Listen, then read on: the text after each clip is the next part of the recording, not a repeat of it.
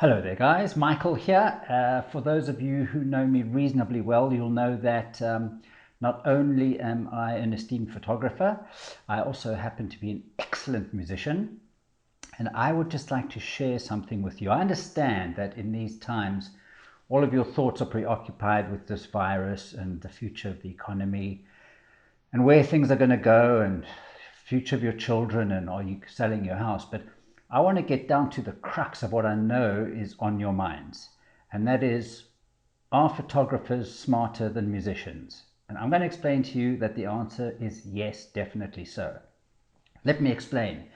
In the 1990s, I was fortunate enough to be involved in some musical recordings, and I played bass guitar at the time. So what I had was this old Fender jazz bass guitar, and we plug it in and we play. It's got a volume control and it's got two tone controls.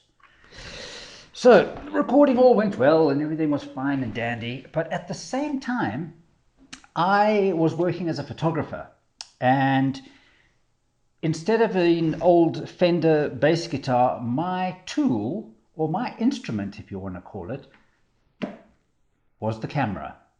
This is what we called a 4x5 view camera. So if you wanted brilliant quality and you wanted a lot of control over perspective and focus, and if you were shooting, let's say, for a billboard campaign, this is the camera you used. Now I'm talking about the 90s. I'm not going back to the 1800s here. This is 1990. In fact, even up till 1998, I was using this camera for a lot of jobs for ad agencies and other clients, architecture a lot. So let me quickly talk you through the process of using one of these 4x5-inch cameras. All right, firstly, there are only two settings on the entire camera: your shutter speed and your f-stop, and those both sit on the lens. Right, this is basically just a box. But if I had to take this screen off at the back here, well, you'd see this is literally just bellows, that's it. The only other thing we could control with this was focus. So we'd look through here, our image gets projected by this lens onto this ground glass screen. It's upside down and back to front, unfortunately, but hey, photographers are smart, we can deal with that. You'd get your object lit correctly, that could take a couple of days, and then you would focus on your subject matter until it is pin sharp. You'd use a magnifier and you'd get in there and think, yeah, it's pin sharp. Now you could use camera movements to change the perspective of your shot. We could tilt this rear standard a little bit forward or back to throw the perspective and your plane of focus completely out. These days, a plane of focus is always shot like this. With a 4x5-inch field camera, you could change your planes of focus, not only up and down, but left and right too. And that didn't only occur on the back standard, it happened on the front standard too. You could get really creative and wacky with all of these weird and wonderful movements, right? But the important thing is make sure your subject matter was always sharp and in focus. Now we're ready to take the picture finally. We close down the f-stop, the shutter on the lens, so no light can come in. We load this guy up with Polaroid film, right? Remember that?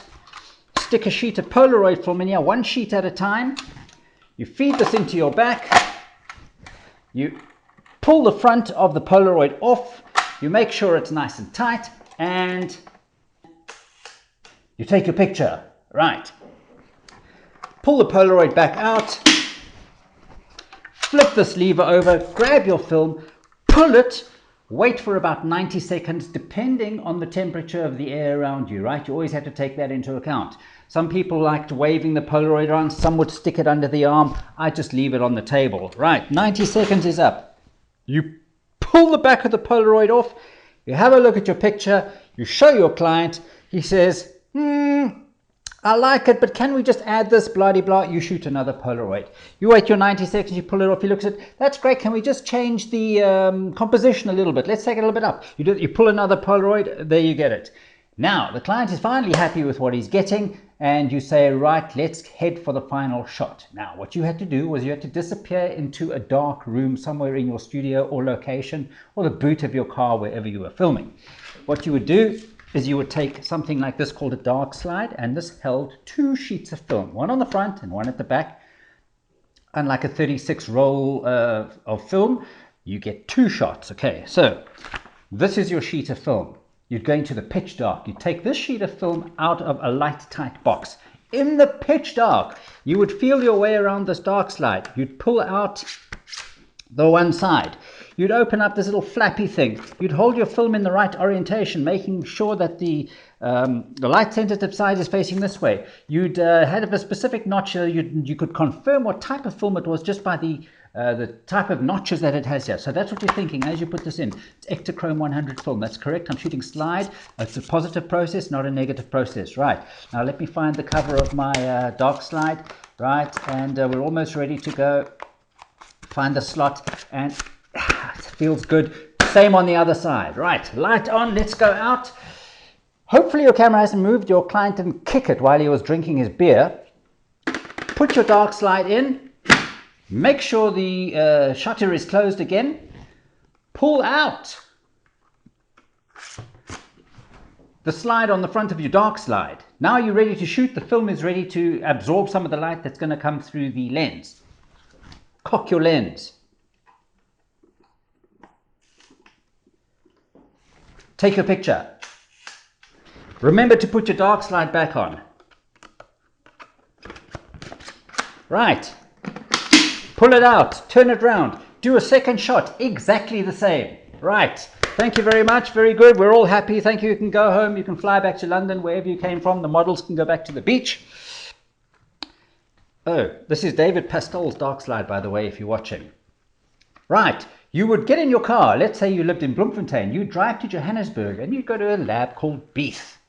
You'd drop this off at Beith and you'd say, "Hi guys, please could you process the one side of my dark slide?" Normal process, right? You'd leave it with them. 2 days later, they'd phone you, "Hi Michael, your dark slide's ready." You drive from Bloemfontein back to Johannesburg. You'd go and have a look at your transparency. You'd put it on a light box and you'd say, "Oh, that looks great. It's just a little bit dark. Hi guys, can we process the other side? But I'd like you to push the process to make it a little bit lighter." "Of course, Michael, thank you." Drive back to Bloemfontein. 2 days later, "Hi Michael, your dark slide, your film's ready."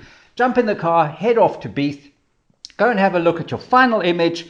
You happy with that? There are no hairs or scratches or anything. There's no flare that's happened from light coming to the lens at an obscure angle. You're happy with the focus. Exposure's good. Everything technically is right. Right. Hop back in your car, back to Bloemfontein, and you phone your client. You say, "Hi, your picture's ready. What would you like me to do?" "Hi, Michael, would you like to scan it in for me, please, because I want to put it into a magazine?" "Sure." Hop in your car, back to Beith.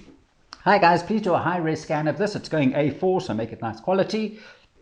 They go ahead and they scan it for you. A couple of days later, you drive back to Johannesburg. You pick up the CD with your scan on it, and you take it back to Bloemfontein, and you give it to your client. There you go. He uses that as the artwork in an advertising piece, and the graphic designer makes something look pretty, and in it goes into the magazine, and voila, the next time you open your Scope magazine, there your ad is all nice and pretty. Right. That was the process in the 1990s. Today, they give us this type of a thing. So technologically crazy that you can't even navigate through the menu, right? But we as photographers, we learn how to use it. Some clients like cell phones. They like you doing specific projects to get them a specific look and feel. We need to learn everything about how this phone and camera works, and to the best of its ability too. Right. Yesterday, I was fortunate that I was given another recording contract to go and play bass for a track. So what I did was I picked up my old Fender guitar, put a bit of volume, a little bit of treble and bass, and I played. You get the story.